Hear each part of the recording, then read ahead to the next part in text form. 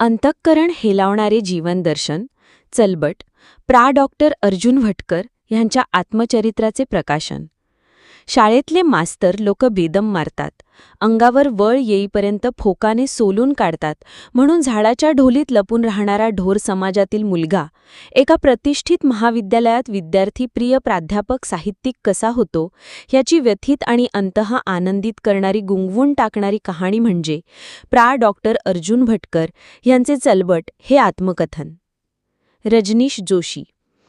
राशीव जिल्ह्यातील वाशी धाराशिव या जातीया गावी ढोर कुटुंबात जन्मलेल्या अर्जुनला अडाणी आईबाप, त्यांची रोज सुरू असलेली परस्परांतील शिवीगाळ आणि बिकट आर्थिक परिस्थितीमुळे अंगभूत शहाणपण येत गेले.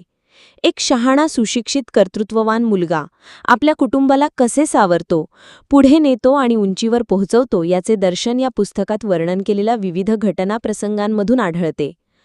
गावकऱ्यात ढोर समाजाची झालेली अवहेलना, अपमान याची अनेक उदाहरणं भटकर यांनी सहजतेने सांगितली आहेत. मेलेल्या जनावराचं कातडं राप्यानं छिलून त्याचं चलबट काढलं जातं.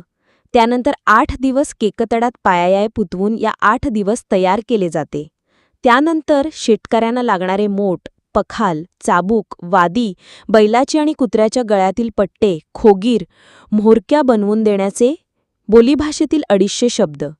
संपूर्ण पुस्तकातील संवाद आणि घटनांमध्ये वापरलेले बोलीभाषेतील शब्द हे या लेखनाचे आणखी एक वैशिष्ट्य आहे. चलबट म्हणजे मेलेल्या जनावराच्या कातड्याच्या आतील मांस, कित्येकदा तेही खाण्याची पाळी त्यांच्या कुटुंबावर आलेली आहे. बोलीभाषेतील सुमारे 250 वेगवेगळे शब्द या पुस्तकात आढळतात. त्याचे अर्थ शेवटी दिले आहेत. काम ढोर करत. दलित जातीपेक्षा आपल्या व्यवसायामुळेच ढोर समाजाला गावगाड्यात अस्पृश्य केले, असे लेखकाने म्हटले आहे.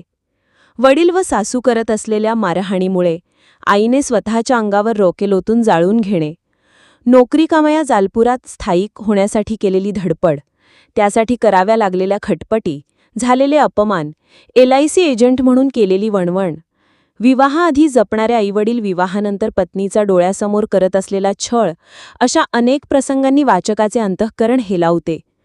अन्यायग्रस्त माणसाच्या भोगवट्यास हे पुस्तक डॉक्टर भटकर यांनी अर्पण केले आहे.